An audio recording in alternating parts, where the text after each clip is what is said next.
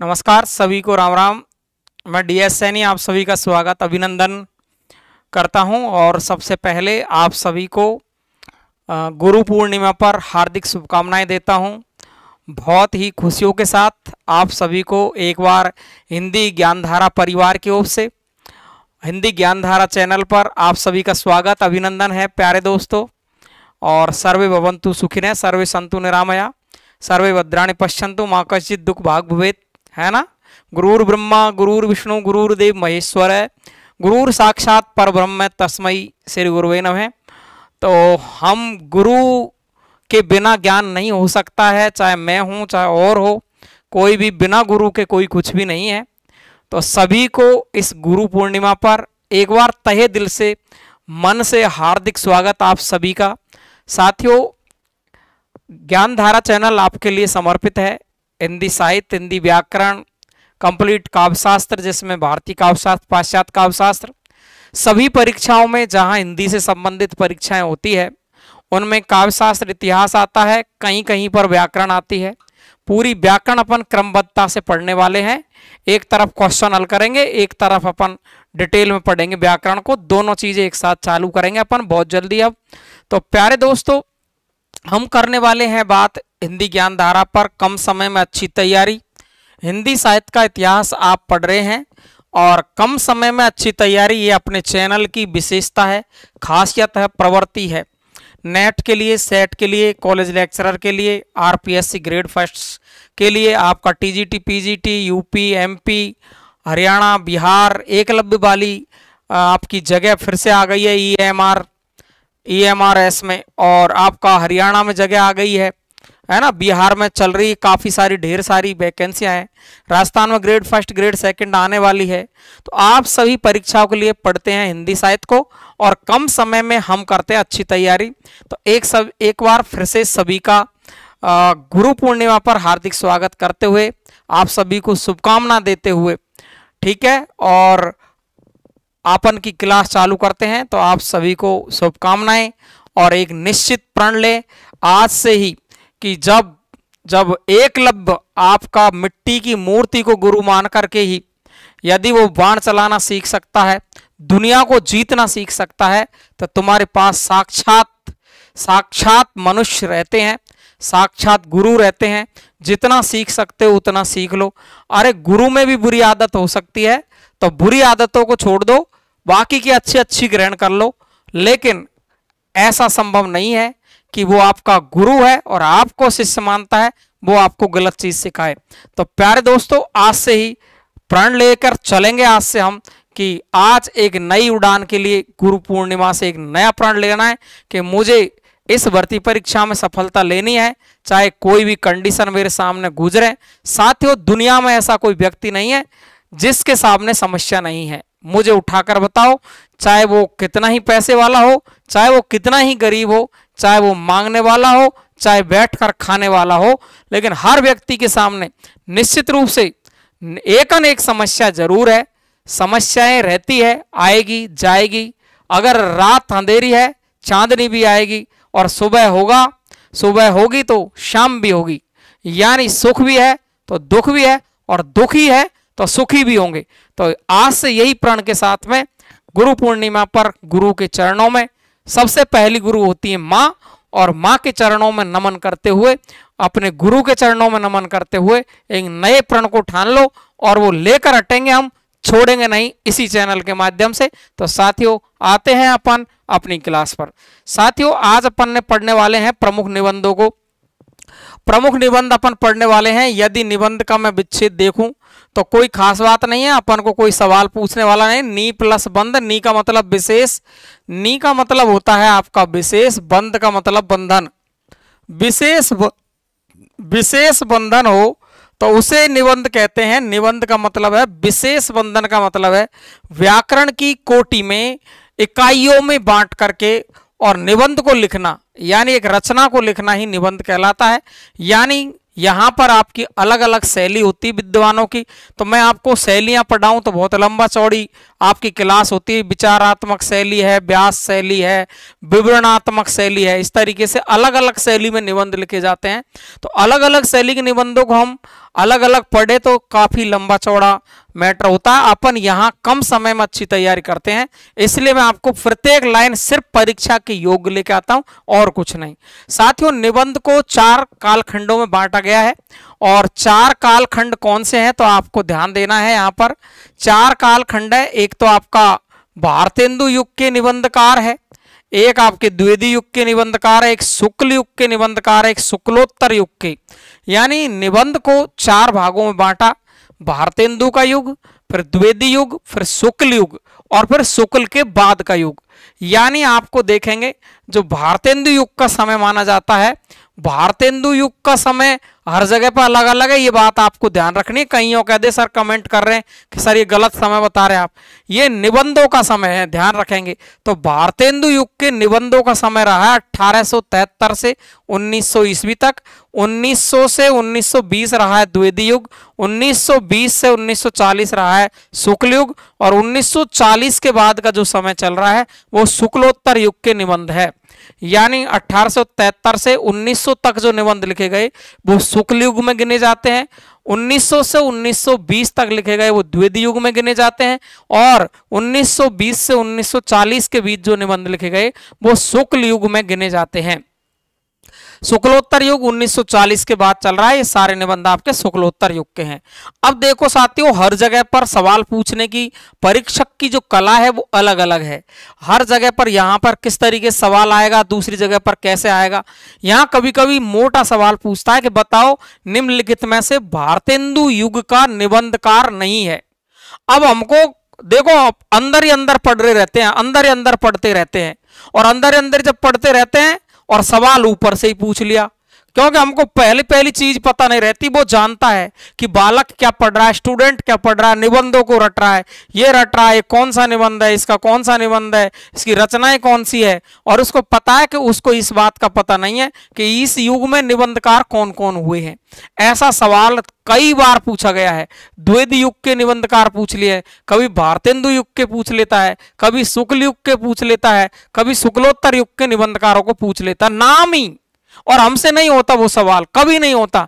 मैं गलत कर देता हूं उसको, आप गलत कर दोगे और भी गलत करेंगे, क्योंकि निश्चित पता नहीं होता कि ये भारतेंदु युग का है कि नहीं। तो देखो जो प्रमुख निबंधकार है जिनके बारे में पूछे जाते हैं, सबसे पहले साथियों मैं ले चलता हूं आपको मजेदार चीज पर।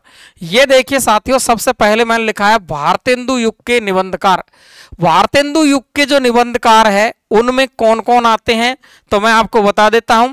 एक तो आते हैं आपके बाल कृष्ण भट्ट। कौन आते हैं? एक तो बाल कृष्ण भट्ट, एक आते हैं राधा चरण गोस्वामी, एक आते हैं प्रताप नारायण मिश्र, जो कहते हैं कि भारतेंदु के परम मित्र है। अंबिका दत्त व्यास, अंबिका दत्त व्यास है। एक है बद्री नारायण चौधरी प्रेमघन। ये जो निबंधकार मैंने लिखे हैं ये सब भारतेंदु युग के निबंधकार हैं।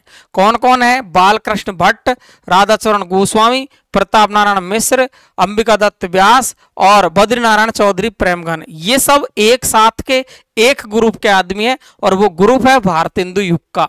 तो कभी कभी हम इनको भूल जाते हैं, या तो आप डिटेल से याद कर लो आपको होता है तो, और नहीं होता है तो मैंने मेरी मर्जी से एक ट्रिक बनाई है। अगर आपको पसंद आती है तो ठीक, नहीं तो आप अपनी मर्जी से भी कोई भी ट्रिक बना करके याद कर सकते हो, लेकिन याद करना है ये।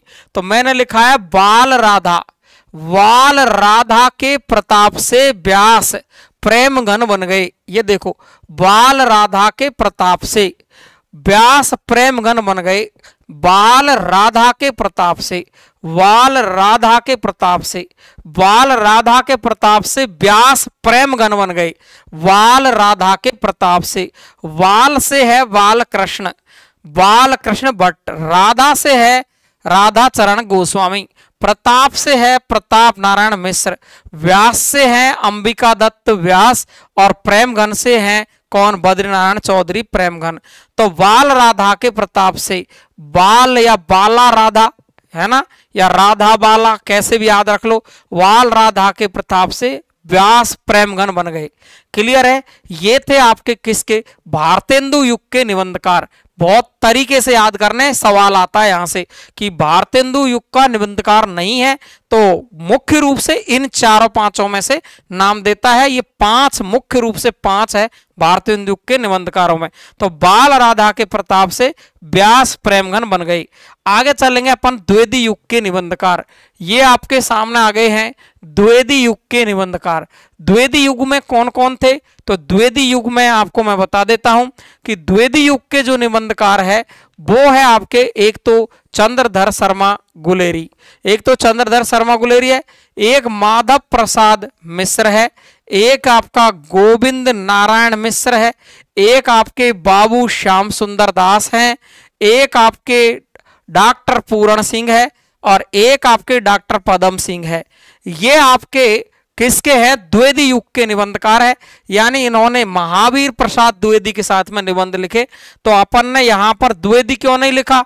और यहां पर आपने देखा होगा कि यहां मैंने आपको भारतेंदु नहीं लिखा, यानी यहां भारतेंदु तो है ही, यानी यहां भारतेंदु तो है ही। जब भारतेंदु का युग है तो है ना, बात समझ में आई। और यहां महावीर प्रसाद द्विवेदी तो है ही, महावीर प्रसाद द्विवेदी तो है ही। महावीर प्रसाद द्विवेदी के अलावा आप समझ रहे हैं चंद्रधर शर्मा गुलेरी, माधव प्रसाद मिश्र, गोविंद नारायण मिश्र, बाबू श्याम सुंदर दास, पूरण से पूरण सिंह, पदम और पदम से पदम सिंह। तो अपन ने इसकी एक छोटी सी ट्रिक बनाई, उसका नाम है कि गुलेरी जी माधव गोविंद, माधव भी कौन है? कृष्ण है, और गोविंद भी कौन है? कृष्ण है। समझ में आई क्या बात?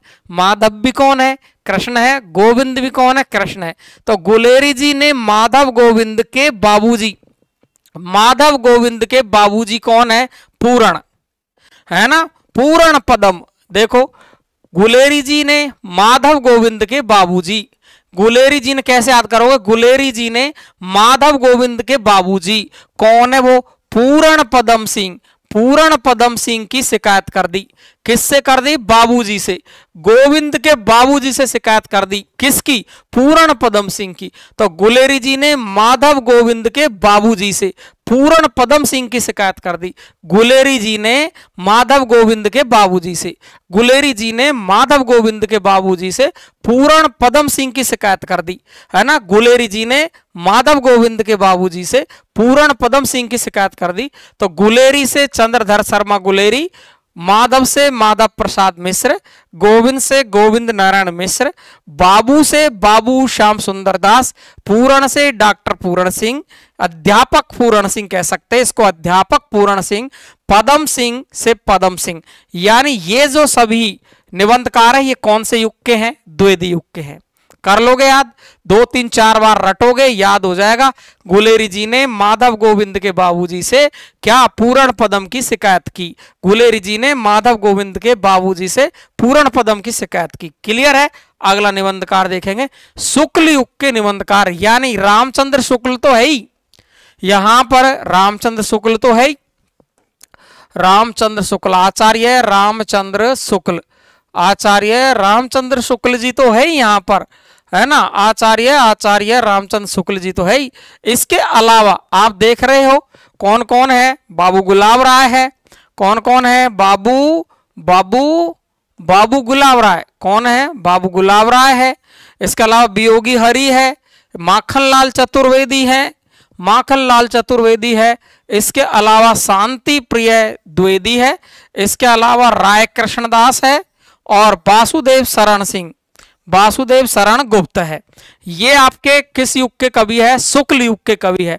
अब इसकी भी हमने छोटी सी ट्रिक बना ली, जिसको वैसे याद हो रहा है वो वैसे कर लेगा, जिसको ट्रिक से याद होता है वो ट्रिक से कर लेगा।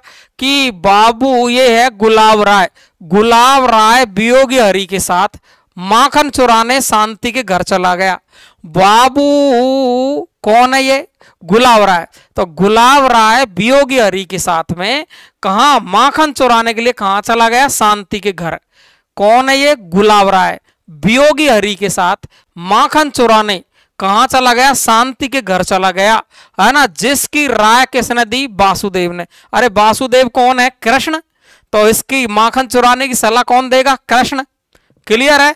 तो देखिए ध्यान से, गुलाब राय, वियोगी हरि, माखन से माखनलाल चतुर्वेदी, शांति से शांति प्रिय द्विवेदी, राय से राय कृष्णदास, वासुदेव से वासुदेव शरण गुप्त। बात सही है, समझ में आ जाएगी। गुलाब राय है, वियोगी हरि के साथ गया है, माखन चुराने गया है, शांति के घर चला गया है, और उसकी राय किसने दे दी है? वासुदेव ने। वासुदेव भी कृष्ण है, वासुदेव भी कृष्ण, देखो देखो वासुदेव भी कृष्ण है, यहां भी कृष्ण है, यहां भी कृष्ण है, माखन चुराने वाला भी कृष्ण है, हरि भी कृष्ण है। क्या बात है, कृष्ण ही कृष्ण है ना? और देखिए हरि भी कृष्ण है, माखन भी कृष्ण चुराता है, शांति से भी कृष्ण रहता है ना? और राय कृष्णदास में भी कृष्ण है, वासुदेव का मतलब भी कृष्ण है, सभी जगह कृष्ण कृष्ण आ गए, शुक्ल युग के निबंधकार है। तो मैंने जब आपको 3 की ट्रिक बना दी, तो 3 जगह के कवि लेखक आपको याद हो गए, तो चौथे की ट्रिक बनाने की आवश्यकता नहीं है। यदि आप चाहते हो तो आप ट्रिक बना सकते हो। यह है शुक्लोत्तर के निबंधकार। शुक्ल के बाद में हजारी प्रसाद द्विवेदी जी आए, नंदुलारे वाजपेयी आए, डॉक्टर नगेंद्र, रामधारी सिंह दिनकर, जैनेन्द्र प्रभाकर माचवे, जयशंकर प्रसाद, कुबेरनाथ राय, इलाचंद्र जोशी, बाकी के बहुत सारे निबंधकार हैं जो सब के सब शुक्लोत्तर के युग के निबंधकार हैं। अगर इनकी भी कोई ट्रिक आप बनाना चाहते हो तो खुद बना सकते हो, कोई दिक्कत नहीं है। लेकिन मेरा मानना यह है कि जब हम 3 युगों के निबंधकारों को अलग कर लेंगे तो चौथे युग का निबंधकार अपने आप ही बच जाएगा। ये तो थे निबंधकार। अब अपन बात करेंगे प्रमुख निबंधों पर। प्रमुख निबंधों की बात करूं मैं आपसे तो प्रमुख निबंधों पर आएंगे अपन। सबसे पहले प्रमुख निबंध अपन पढ़ने वाले हैं, और प्रमुख निबंध में आप देख रहे हैं यहाँ पर मैं आपका वक्त खराब करने वाला नहीं हूं, बिल्कुल भी 1 मिनट भी नहीं हूं। लेकिन यदि मेरे दोस्तों, मेरे साथियों, मेरे परम मित्रों, मेरे जान के टुकड़े हो, यदि आपको क्लास पसंद आ रही है, यदि आपको क्लास पसंद आ रही है तो क्लास को शेयर कर दो, है ना? सब्सक्राइब जिसने चैनल नहीं किया है उसको वो सब्सक्राइब कर ले, लाइक जिसने नहीं किया वो लाइक कर दे। आज गुरु पूर्णिमा है, पूर्ण रूप से मन से कर दे। अच्छा चलो मैं आपको एक विशेष सूचना देता हूं। आज की क्लास में शानदार तरीके से ध्यान से सुन लेंगे। बुधवार के दिन कुछ विद्यार्थी मान नहीं रहे हैं, बहुत ज्यादा जोरी कर रहे हैं, 10,000 अभी पूरे नहीं हुए, अपना टारगेट 10,000 का था। लेकिन कुछ विद्यार्थियों का मानना है कि सर हमारी परीक्षाएं हैं, आप ऐसे मत करो, हमें जल्दी से जल्दी क्वेश्चन हल कराओ। तो आपके लिए एक विशेष सूचना आपके लिए लेकर आ रहा हूं, एक महा मैराथन क्लास। और रात बुधवार की रात को 8:30 बजे, जिस दिन जैसे टाइम पर अपनी क्लास चलती है वहां पर मैं आऊंगा लाइव। आपके सवाल होंगे, मेरे जवाब होंगे, इसके अलावा अपन बहुत सारे प्रश्नों को वहां पर हल करेंगे। सवाल चाहे कम हो जाए लेकिन बहुत सारी डिटेल से पढ़ाऊंगा। आपको वो टॉपिक कभी जीवन में पढ़ने की आवश्यकता नहीं होगी। पहले आदिकाल और से संबंधित, आदिकाल से पहले के सवाल, आदिकाल से संबंधित सवालों को अपन हल करेंगे। एक एक की मैराथन लेके आएंगे शानदार तरीके से, पूरे इतिहास को रट डालेंगे एक जानदार तरीके से। तो आपको अपने साथियों को बताना है ज्यादा से ज्यादा, अगर लाइव रहेगी उस दिन तो मैं दूसरी मैराथन लेके आऊंगा। अगर आपका रेस्पॉन्स नहीं रहा सही तो फिर अगली मैराथन में नहीं लूंगा, ऐसे ही आपको पढ़ाता रहूंगा। तो आप अगर मेरा सहयोग करना चाहते हो तो आप ज़्यादा से ज़्यादा लोगों को शेयर करें। मैं अभी YouTube पर वो सूचना डाल दूंगा, और डाल दी भी अभी मैं डालता हूं। और ये सूचना आपको ज़्यादा से ज़्यादा लोगों तक पहुंचानी है और ज़्यादा से ज़्यादा लोगों को जोड़ने की कोशिश करनी है, तब तो मैं अगली क्लास ले पाऊंगा साथियों। नहीं तो मैं जैसे पढ़ा रहा हूं वैसे ही मेरे भरम में मेरी इज्जत को लेकर के पढ़ाता रहूंगा। तो प्यारे दोस्तों, आपको जुड़ना है बुधवार 8:30 बजे। क्लियर है? तो देखिए ध्यान से, सबसे पहले प्रमुख निबंधों में मैं आपको पढ़ाऊंगा भारतेंदु के निबंध, जिसमें आपको फेमस निबंध लिखे हैं, बहुत सारे निबंध है इसके। तो यहां देखेंगे, एक तो कश्मीर कुसुम है, हिंदी भाषा, देखो ये इतना सा ही नाम है, ये इंपॉर्टेंट है, ध्यान रखेंगे। कश्मीर कुसुम तो सभी जानते होंगे। और नाटक, ये निबंध भी है। मैंने जब आलोचना पढ़ाई थी तब मैंने आपको एक चीज लिखी थी यहां पर, सैद्धांतिक आलोचना। क्या लिखा था? सैद्धांतिक आलोचना। ये सैद्धांतिक आलोचना है सैद्धांतिक आलोचना किसकी? भारतेंदु की। नाटक सबसे पहले लिखा है इन्होंने 1883 में। ध्यान रखेंगे तो नाटक आलोचना जो होती है वो निबंध जैसी ही होती है, यानी निबंध में भी शामिल होती है, आलोचना में भी शामिल होती है। तो नाटक इनका निबंध में भी गिनती है। भारतवर्ष की उन्नति कैसे हो सकती है, बादशाह का दर्पण इन्होंने निबंध लिखा है। और सूर्योदय, ये देखो सूर्योदय इंपॉर्टेंट है, ध्यान रखेंगे। ये जो निबंध लिखे हैं ना मैंने, ये तो बिल्कुल जहर इंपॉर्टेंट है। कश्मीर कुसुम, हिंदी भाषा, नाटक, भारतवर्ष की उन्नति कैसे हो सकती है, बादशाह दर्पण और सूर्योदय, ये किसके है, किसके निबंध है? ये भारतेंदु के निबंध है। क्लियर है? बिल्कुल एकदम सरल है, सीधे है। अगला अपन चले तो दूसरा देखेंगे अपन। आप पढ़ रहे हैं महिला स्वातंत्र को। किसको पढ़ रहे हैं आप? महिला स्वातंत्र। महिला स्वातंत्र, ढोल के भीतर पोल, ध्यान रखेंगे इंपॉर्टेंट है, दोनों पूछ लिए गए हैं। बाल विवाह जान कितनी बार पूछा गया है, ध्यान रखेंगे, है ना। बाल विवाह, साहित्य सुमन, साहित्य सुमन और कृषकों की दुर्दशा या दुरावस्था, दुर्दशा दुरावस्था कोई भी कह सकते हैं। तो महिला स्वातंत्र, ढोल के भीतर पोल, बाल विवाह, साहित्य सुमन, कृषकों की दुरावस्था, बहुत इंपॉर्टेंट निबंध है बालकृष्ण भट्ट के, ध्यान रखेंगे। बहुत ही ज्यादा कहते हैं कि निबंध, हिंदी में निबंध लिखने के कारण इन्हें हिंदी का मॉन्टेन कहते हैं। अंग्रेजी शब्द मॉन्टेन है, इसको हिंदी का स्टील कहते हैं। और ये मॉन्टेन और हिंदी का स्टील इनको कहा वो आचार्य रामचंद्र शुक्ल ने कहा, क्योंकि इन्होंने निबंध लेखन में ऐसी कला दिखाई।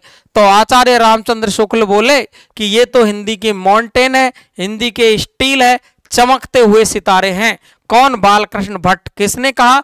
आचार्य रामचंद्र शुक्ल ने, क्योंकि इन्होंने निबंध लिखे महिला स्वातंत्र, ढोल के भीतर पोल, बाल विवाह, साहित्य सुमन, कृषकों की दुरावस्था। क्लियर है? अच्छा, मोस्ट ध्यान रखेंगे, वेरी वेरी मोस्ट बात यह है कि इन्होंने एक चंद्रोदय लिखा है। देखना ध्यान से, गलती नहीं कर देना। यहां भारतेंदु ने तो लिखा है सूर्योदय, जबकि यहां देखेंगे आप चंद्रोदय। सूर्योदय भारतेंदु का, चंद्रोदय है बालकृष्ण भट्ट का। और आपसे पूछा जाएगा कि बालकृष्ण भट्ट का भावात्मक निबंध कौन सा है, तो उसका नाम है चंद्रोदय। चंद्रोदय। और एक कौन सा है? मुग्ध माधुरी सार। मुग्ध माधुरी सार, लेकिन सबसे मोस्ट है वो है चंद्रोदय। मुग्ध माधुरी सार भी इनका भावात्मक निबंध है। ध्यान रखेंगे इन्होंने दो तरह के निबंध लिखे हैं, भावात्मक और विचारात्मक निबंध लिखे हैं। तो भावात्मक निबंध में आता है चंद्रोदय, मुग्ध माधुरी सार में भावात्मक और विचारात्मक दोनों ही गुण मिलते हैं। क्लियर है? एक एक चीज ध्यान से सुन लेना। और देखिए ध्यान से, इन्होंने एक परिभाषा दी है कि साहित्य जन समूह के हृदय का विकास है। ये जाने कितनी बार परीक्षा में आ चुकी है, पेपर में छप चुकी है। मैं नहीं कह रहा पेपर उठा के देख लो, मैं नहीं कह रहा पेपर उठा के देख लो कि आपको देगा वो कि साहित्य जन समूह के हृदय का विकास है। ये किसकी रचना है या किसका कथन है? तो आपको उत्तर होगा बालकृष्ण भट्ट। कौन होगा? बालकृष्ण भट्ट। क्लियर है? तो भावात्मक और विचारात्मक निबंधकार है। कौन है ये? बालकृष्ण भट्ट है। हिंदी का मॉन्टेन कौन है? बालकृष्ण भट्ट है। हिंदी का स्टील कौन है? बालकृष्ण भट्ट है। इनके प्रमुख निबंध है महिला स्वातंत्र, ढोल के भीतर पोल, बाल विवाह, साहित्य सुमन, कृषकों की दुरावस्था। चंद्रोदय इनका भावात्मक निबंध है और मुग्ध माधुरी सार इनका भावात्मक और विचारात्मक निबंध है। तो इंपॉर्टेंट है, याद रखेंगे। आगे चलते हैं अपन। देखिए इनके बारे में आप सब जानते हैं। आप, बात, दांत, भौं, धोखा, नारी, पेट, समझदार की मौत, ये इतने कोई हजारों की संख्या में कहते हैं कि इन्होंने हजारों निबंध लिखे हैं। हजारों निबंध लिखे हैं किन्होंने? प्रताप नारायण मिश्र ने। इसलिए इनको रामचंद्र शुक्ल ने, इनको भी शुक्ल ने, आचार्य रामचंद्र शुक्ल ने क्या कह दिया है? हिंदी का एडिशन कह दिया है।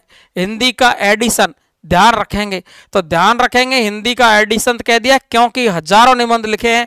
आप, बात, दांत, भौं, धोखा, नारी, पेट, समझदार, ये सब अलग अलग निबंध है, कोई एक नहीं समझ ले।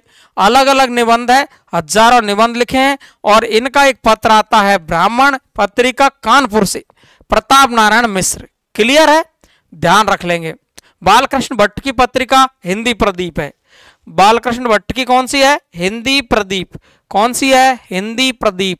ध्यान रखेंगे, हिंदी प्रदीप काफी बार पढ़ चुके हैं अपन, इसलिए मैंने लिखी नहीं है, हिंदी प्रदीप। क्लियर है? अगला ये थे। अगला देखो, मजदूरी और प्रेम। और बिल्कुल मैं क्या कहूं आपसे, बिल्कुल पेपर में छपेगा, समझ लो आप। मजदूर और प्रेम, ये सरदार पूरण सिंह का, सरदार पूरण सिंह का क्या है? ये निबंध है, सरदार पूरण सिंह का मजदूर और प्रेम। क्लियर है? ध्यान रखेंगे। अगला है पुरानी हिंदी। नाम से ही पता चल रहा होगा, पुरानी हिंदी नाम आते ही कछुआ धर्म और मारे सी मोई कुठाव, ये तीनों की तीनों निबंध बहुत ज्यादा इंपॉर्टेंट, कितनी बार पूछ लिए गए हैं, चंद्रधर शर्मा गुलेरी के हैं। किसके हैं? चंद्रधर शर्मा गुलेरी के हैं। आगे चलूं तो शिव शंभू का चिट्ठा, और शिव शंभू का चिट्ठा लिखते थे भारत मित्र पत्र आता था कोलकाता से। ये शिव शंभू का चिट्ठा है, इसमें लॉर्ड कर्जन की काली करतूतों का वर्णन है। और ये किसने लिखा है? बाल मुकुंद गुप्त ने। किसने लिखा है? बाल मुकुंद गुप्त ने। क्लियर है? आगे चलूं, आगे देखेंगे अपन।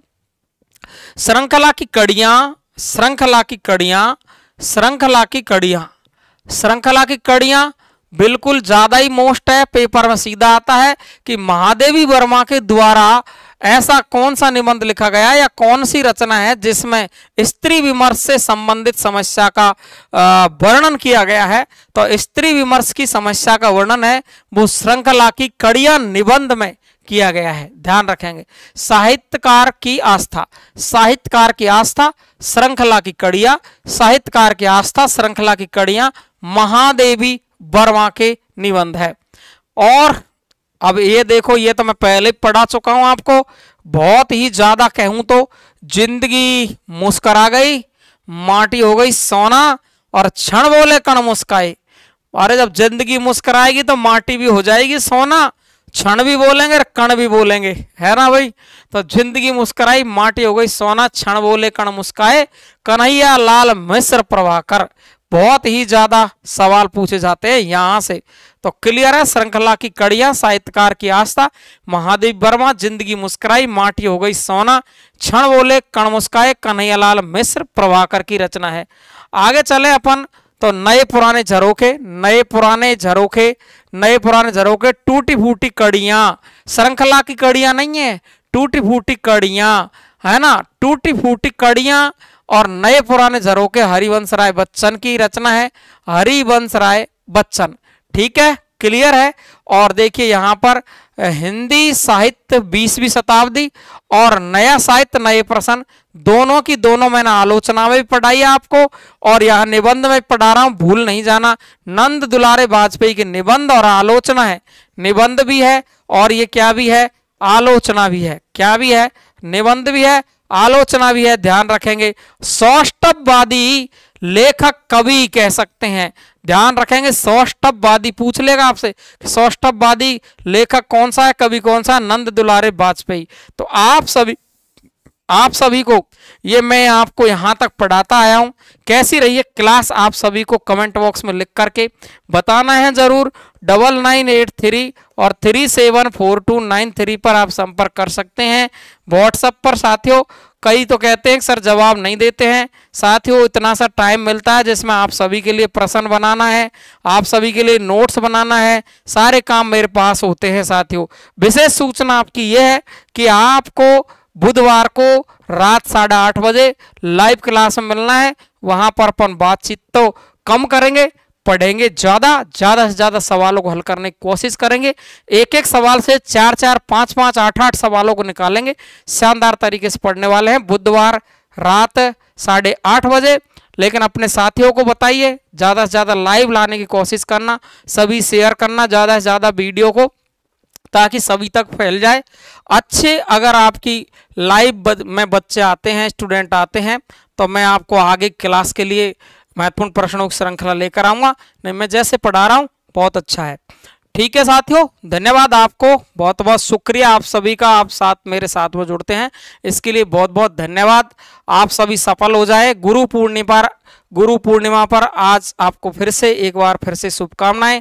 खुश रहे, मस्त रहे, अपनी परिवार को मस्ती में रखें। Thank you so much. धन्यवाद साथियों।